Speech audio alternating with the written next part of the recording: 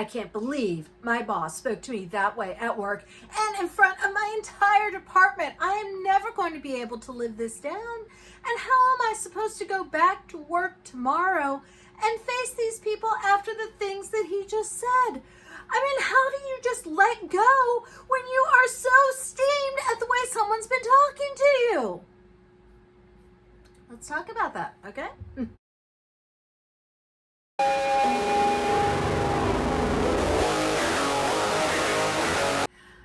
So, at some point, we all experience something like that. We get angry. We get angry at work because our boss has criticized us. Maybe someone brushed us off the water cooler. Maybe someone ignored what we told them for the 27 millionth time and messed up a project because they couldn't listen. What happens after that? Do you keep feeding that anger and that resentment in these situations? Do you let go of the anger and move on with what it is that you're trying to accomplish? And how do you do that? How do you get past those feelings of anger and impotent rage when a situation occurs? I mean, research has shown that people who do well at forgiving, letting go, and moving on have fewer negative health effects. They're less likely to have cardiovascular problems. They are less likely to have immune system issues. And they have fewer negative mental health issues. So it's good for us to be able to just take it and let it go. But if we're not really wired that way, how do we get to that point where we can just do it? Now, of course, letting go and bouncing back is a lot easier to say than it is to do. We all know this. But there is a really, really simple technique you can use to get that anger out and let you move past it so you can move forward constructively. Now, typically, when we think about something that makes us angry, when we remember it happening, we are putting ourselves in the first person perspective. We are right back there at that moment. We are experiencing all of the emotional associations again, as if it was a new event occurring. And that just gets us all worked up again with all of the high blood pressure and the negative feelings and the resentment simmering. So obviously that's not really working very well, is it? Now, what happens if we look at this and we shift the frame a little bit, change the focus?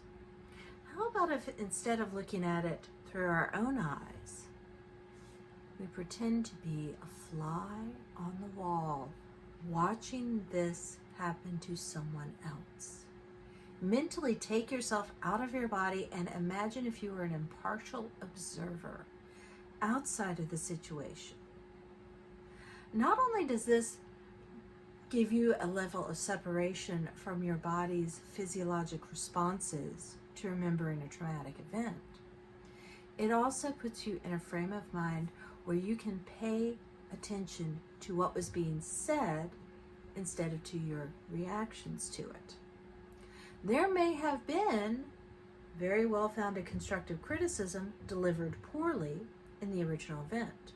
And by looking at it from an impartial point of view, where you're no longer the target of it, but just watching the transaction, you may actually pick up what the original cause of the conflict was. Whether it was someone misunderstanding the way words were phrased, whether it was, poor communication issues, whether it was someone listening to respond instead of listening to hear what was originally said. You can also gain a level of impartiality from the original event by looking at it from the outside perspective. It's like watching a movie. You don't generally get, throwing things against the wall angry while watching something on TV, do you? I don't.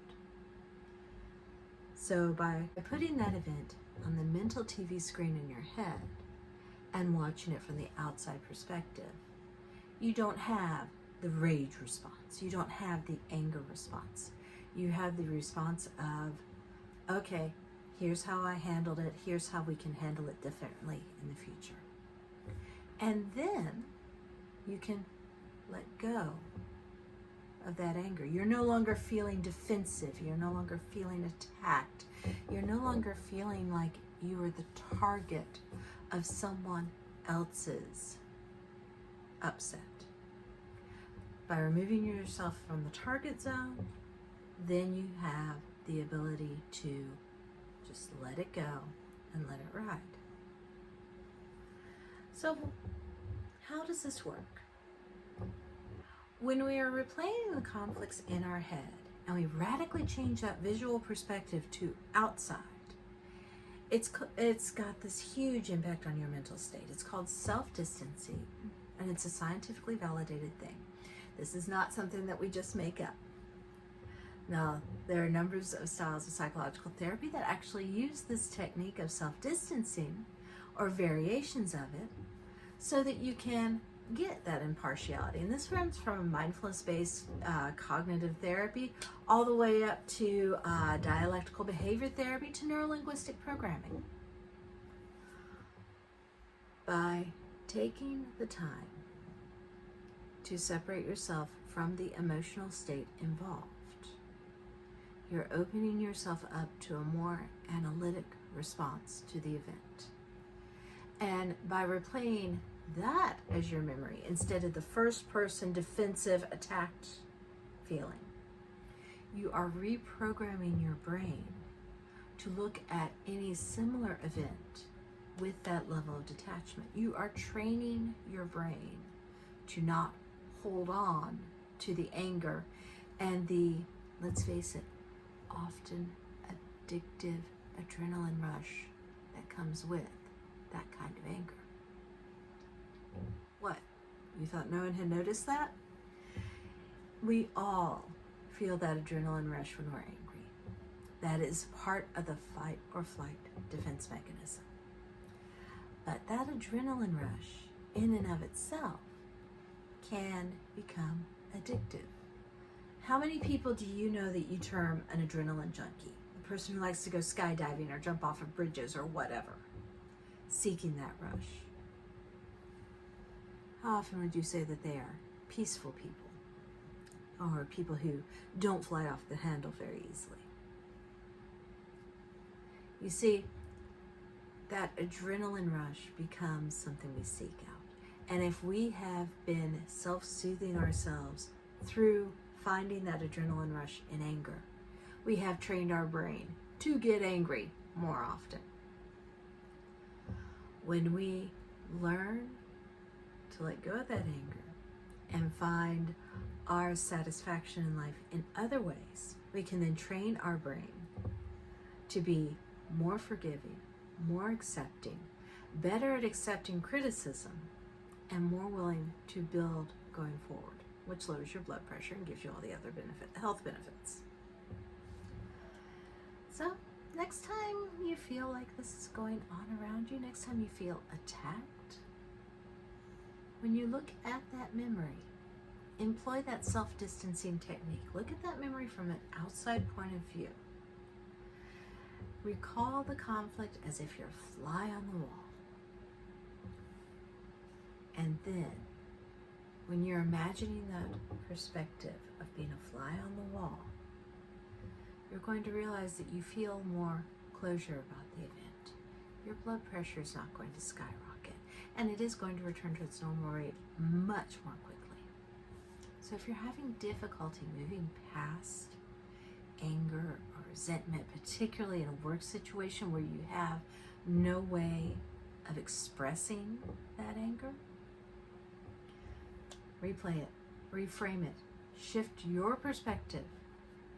Limit yourself to observing the spoken words and the observable actions, not all of the all the background noise that's going on in your head in the original event. Then you can reduce harmful interpretations and feelings. You can let go of the anger, you can let go of the resentment, and you can move forward with achieving your career goals. If you have problems doing this, if you need someone to coach you through the first few times, send me an email. Let me know. I'll be happy to help. And until then, thank you for joining me, and I will see you on the next video.